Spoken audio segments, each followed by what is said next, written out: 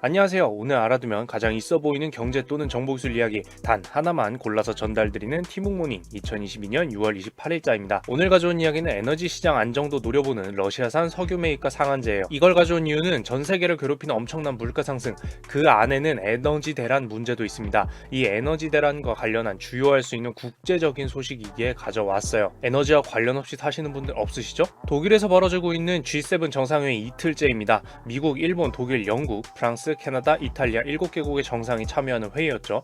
첫날에 이어서 둘째 날에도 중요한 안건으로 다뤄진 것은 역시 러시아와 관련된 것이었어요.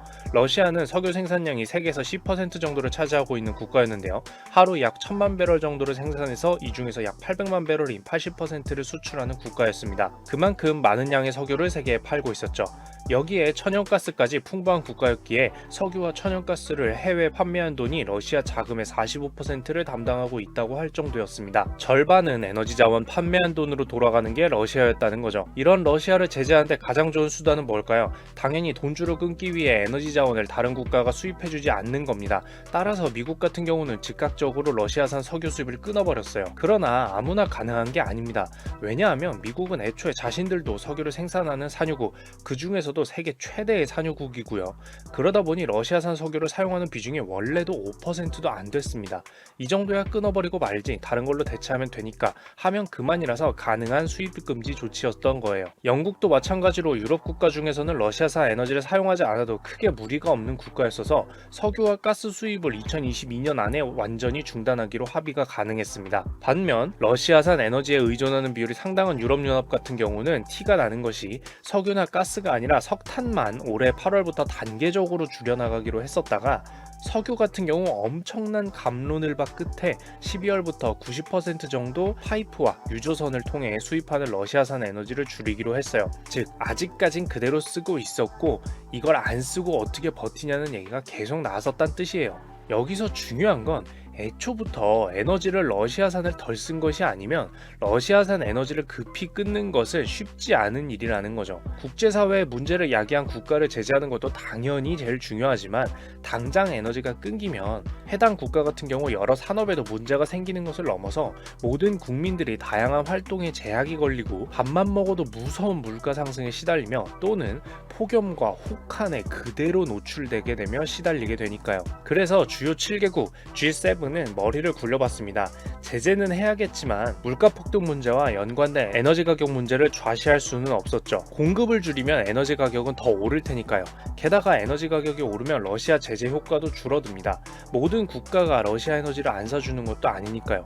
미국과 유럽연합에 속하는 국가에서는 안 사기로 한 것이었죠. 중국과 인도는 러시아 에너지를 추가로 더 잘 사주고 있었어요. 왜냐하면 러시아가 30%나 할인해서 팔았거든요. 브렌트유에 비해서 말이에요.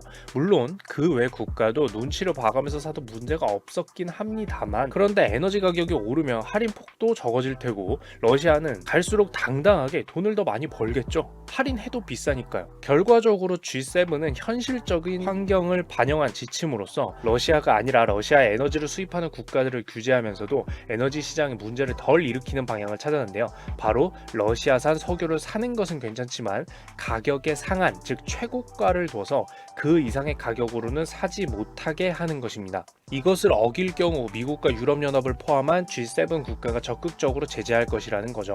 핵심은 미국과 유럽연합에만 해당되는 수입 금지 또는 러시아를 향한 제재가 아니라 다른 모든 수입 국가를 대상으로 동작하도록 할 것이라는 겁니다. 그리고 어차피 팔리긴 팔리는 러시아산 에너지로 인한 러시아의 금전적인 이득은 줄이고 세계에 무차별적으로 에너지 가격이 오르는 데서 올 수 있는 충격 또한 러시아산 에너지 공급을 다시 이전 수준으로 시장에 늘어나도록 공급이 늘어나도록 만들어서 가격 충격을 줄여보겠다는 심산인 겁니다. 쉽게 말해서 러시아야 에너지나 적당한 가격에 내놔라 라고 하는 거나 다름이 없는 겁니다.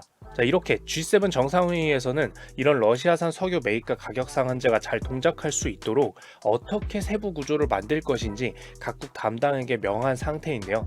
전반적인 구조를 짜는데도 적지 않은 어려움이 예상되긴 하지만 실제로도 효과가 있을지도 관심이 집중된다고 할 수 있겠습니다. 참고로 정상회의 이튿날인 27일에는 우크라이나의 젤렌스키 대통령이 화상회의로 참여하기도 했는데요. 러시아의 우크라이나 침공 주제는 화두일 수밖에 없는 것이죠. 이 결과 주요 7개국인 G7은 우크라이나가 2022년 올해 정부를 꾸려가는데 문제가 없도록 38조 원 정도에 달하는 국가 예산도 지원해주기로 했어요. 또한 군사적 지원과 안전 보장도 약속해줬죠. 더욱 크게 확대 해석할 필요는 없더라도 역시나 국제사회와 러시아와의 갈등이 쉽게 해결될 수 없는 것을 다시금 확인할 수 있던 부분이었고요. 그러니까 최대한 제재는 유지하면서도 장기전이 되었을 때 세계가 경제 피해를 덜 입는 방향성을 고민하기도 한 거겠죠. 정리하자면 주요 7개국은 러시아를 제재하는 것과 에너지 가격 안정 모두를 두 마리 토끼를 잡는 노력을 하고 있다는 점입니다. 러시아산 석유를 매입하는데 모든 국가들이 일정 이상 가격으로 구매하지 못하게 만들어서 말이죠. 워낙 전례 없는 규모의 일이라 잘 돌아갈지는 이 가격 상한제가 확인이 돼봐야 되겠지만요. 오늘도 있어 보이는 경제 정보기술 이야기로 커피 한 잔은 즐기실 수 있도록 준비를 해봤는데요. 도움이 되었으면 좋겠습니다. 이상 티모기였습니다. 구독과 좋아요, 알림 설정까지 부탁드리도록 하겠습니다. 감사합니다. 이 영상은 많은 시청자분들과 여기 계신 후원자분들을 통해서 제작이 되고 있습니다. 박윤아님, 후루뚜루뚜님 후원 감사드립니다.